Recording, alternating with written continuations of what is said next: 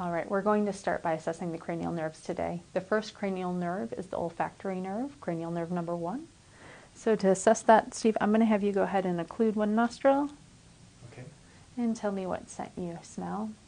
That's lemon. Okay, and I'm going to have you occlude the opposite nostril. And tell me what you smell. Lavender. Great. Now, if Steve was having any difficulties identifying those scents or reporting any hallucinations of smell, we may consider that he may have a problem with the olfactory nerve, cranial nerve number 1. Moving on to cranial nerve number 2, the optic nerve, we're going to start by assessing visual acuity. We may assess far visual acuity, but for the purposes of this exam, we're just going to assess near visual acuity. Steve, do you wear glasses for reading? No. If you had, we would have you wear them during this part. I'm going to have you go ahead and hold this card about 14 inches from your face and cover one eye. And read the furthest line down that you're able to. Okay, that's the bottom one. That's 4, 2, 8, 7, 3, 9. Great. And let's check the opposite eye. Okay. Same one. 4, 2, 8, 7, 3, 9. All right. So that's 20/20. That's perfect. Now we're going to check your visual fields. So I'm going to stand right in front of you, have you cover your right eye. You're going to see some numbers kind of flash in front. I want you to start at the bridge of my nose and just tell me what numbers you see. That's 1, 2, 2, 1. Great. And let's check the opposite eye. That's 1, 5, 2, 1. Great. All right. The last part of assessing the optic nerve is going to be a fundoscopic exam. I'm going to start with your right eye, Steve. I'm going to have you look in the corner of the room there. I'm going to put my hand on your forehead, and you're just going to see a bright light here.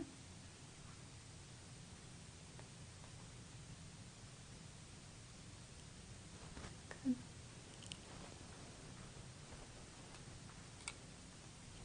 And the same thing on the left side.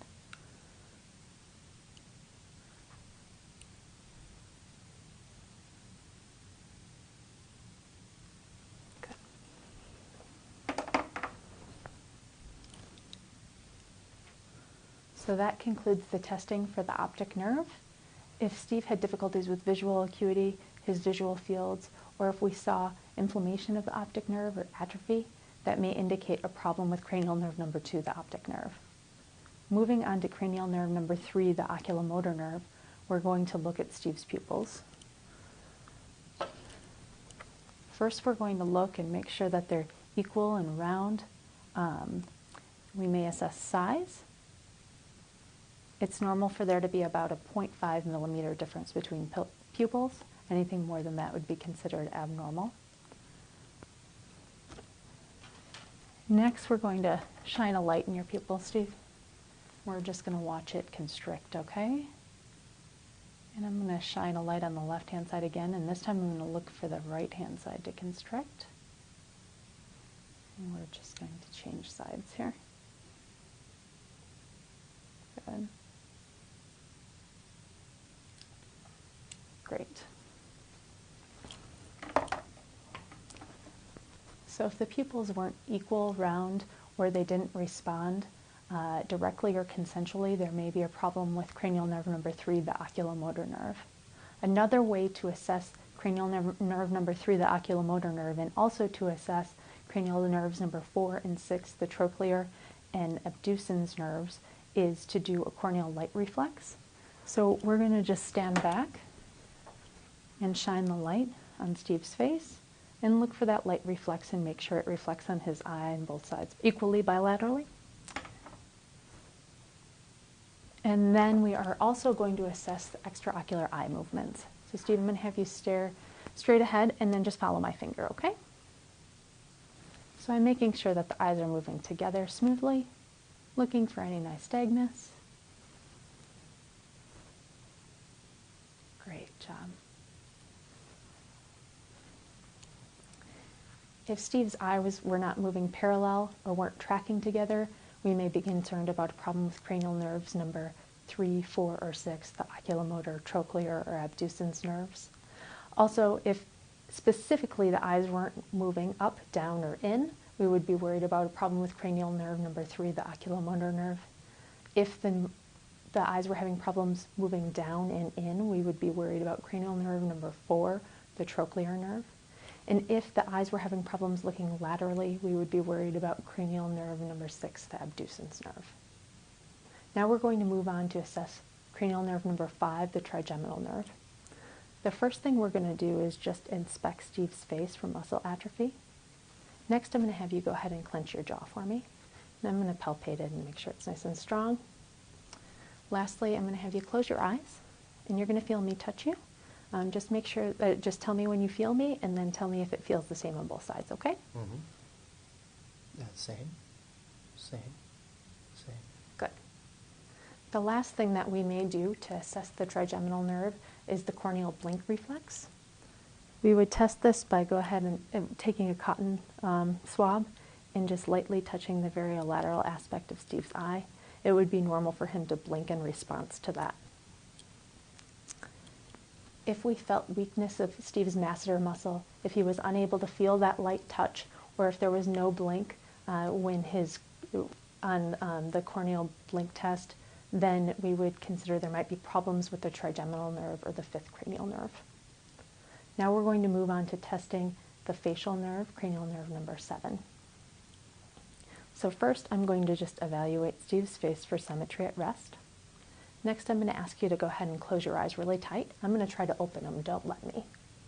Good. Now raise your eyebrows really high, and we're looking for wrinkling in the forehead. And smile really big, looking for symmetry again. Puff out your cheeks for me. Good.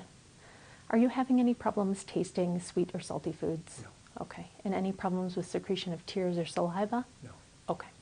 So any asymmetry of the face, loss of taste specifically of those sweet or salty foods, or any inability to hold the eyes closed against resistance may indicate a problem with the facial nerve.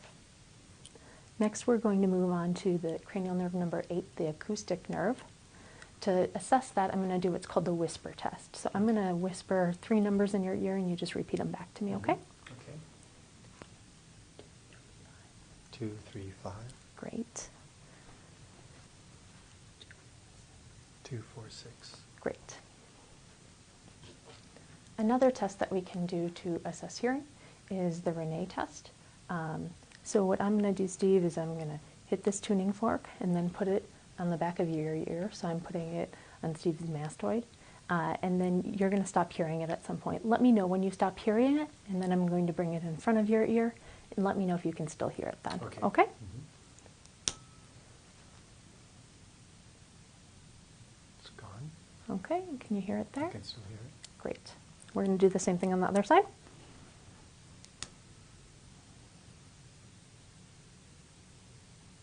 It's gone. Okay, can you hear it there? Yes, I can still hear it. Okay. So that's a normal finding. Normally, air conduction lasts longer than bone conduction. If he was unable to hear after he couldn't hear it any longer when it was on his mastoid, that would indicate conductive hearing loss. The next test we're going to do is the Weber test. So I'm going to strike the tuning fork again and then just put it on the top of your head. You just let me know if you hear it on both sides the same or if it goes to one ear more than the other, okay? Mm-hmm. And it's both ears the same. Okay. So that's a normal finding as well. If it were to go to one ear, that may indicate that that ear has conductive hearing loss or the opposite ear has a problem with sensorineural hearing loss. Any problems with hearing loss or ringing in the ears or tinnitus may indicate problems with cranial nerve number 8, the acoustic nerve.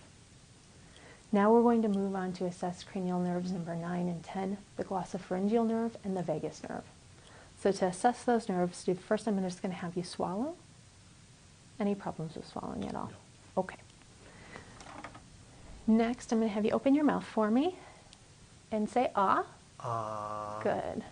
And I'm specifically looking for the rise of the uvula and the soft palate when Steve phonates. And throughout our exam, I've been listening for hoarseness. That also assesses these 2 nerves. Lastly, I may, in some situations, assess your gag reflex. So I would have you open your mouth and I'd lightly stimulate the back of your throat on each side to make sure that's intact. And lastly, have you had any problems with tasting sour or bitter foods? No. Okay. So any problems with difficulty swallowing, any asymmetrical movement of the soft palate, hoarseness, or absence of a gag may indicate problems with cranial nerves number 9 or 10, the glossopharyngeal or vagus nerve. Next, we're going to move on to assessing cranial nerve number 11, the spinal accessory nerve. So in order to start with that, I'm just going to look at your trapezius and sternocleidomastoid muscles on both sides and make sure that those are symmetric. Next, I'm going to have you shrug your shoulders and hold them up there for me. Good. And go ahead and look that direction and push against my hand. And look this direction and push against my hand. Good.